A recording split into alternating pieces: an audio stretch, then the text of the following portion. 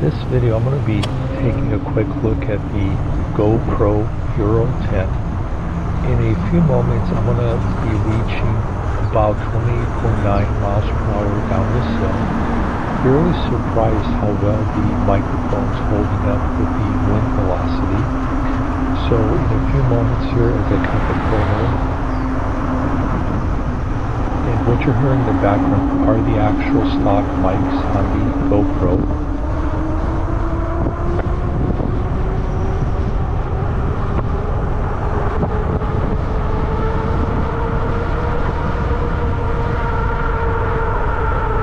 Really impressive. Again, 28.9 miles per hour. That's my top speed there. Right now, obviously, I'm doing a voiceover on the video, but again, very impressive, very minimal wind distortion that can be noticed.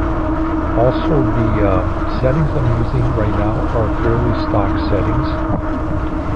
So I have the actual GoPro set to activity mode for video mode. 4K 60 SuperView. The HyperSmooth is set to standard. The bitrate is set to standard. Zoom is set to 1x. Shutter is set to audio. EV compensation is set to 0. White balance is set to auto. ISO minimum 100. ISO maximum 1000. Sharpness is medium. Color is natural, raw audio is off, wind is set to auto, and media mode, camera mics. As you can notice, I'm driving towards the sun, and there's actually very good definition of shadows as I'm driving the bike. So, fairly impressive job they've done with the GoPro 10 version here.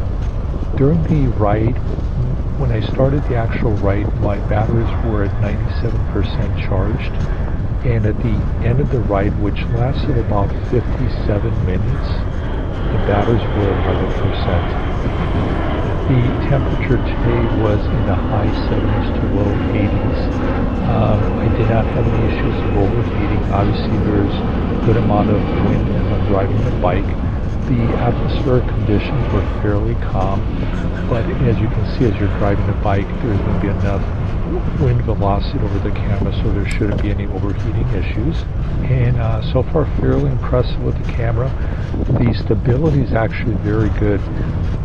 I have the actual camera mounted on the handlebars, and if you look at my front wheel of the bike, you can notice that the front wheel is wobbling back and forth as I'm pedaling. But notice the actual camera itself, in most cases, is fairly stable. So the HyperSmooth mode that has been implemented by GoPro does actually a very good job. Also the horizontal leveling. One of the issues I've had in past with the older generations of action cameras is with the horizontal horizon not being always flat and needing to make sure if it's either on a tripod or a moving bike or other vehicle that, you know, sometimes in post-production that can chew up a lot of time in editing if the horizontal plane is not level. In this case, it's automatically handling that, and I'll probably be doing some additional testing in different modes with this camera. The intention is not necessarily bike riding, but I wanted to test it just to get a sense of the capabilities and or if there's any limitations. Right now, the only real limitation I'm noticing is for this settings, the recording will give you roughly about an hour of continuous recording. So depending on what you might be recording, that would be good or maybe bad. Definitely, I would say having additional batteries. The battery I'm currently using is the stock battery that ships with the camera. I again charged it to about 97% before starting the ride. The ride was like 57 minutes, and at the end the battery was showing about 11% left on it. So definitely I'm going to be purchasing some additional batteries to have that available, and then I'll see in the future as I'm testing different modes if I ever run into a situation of overheating.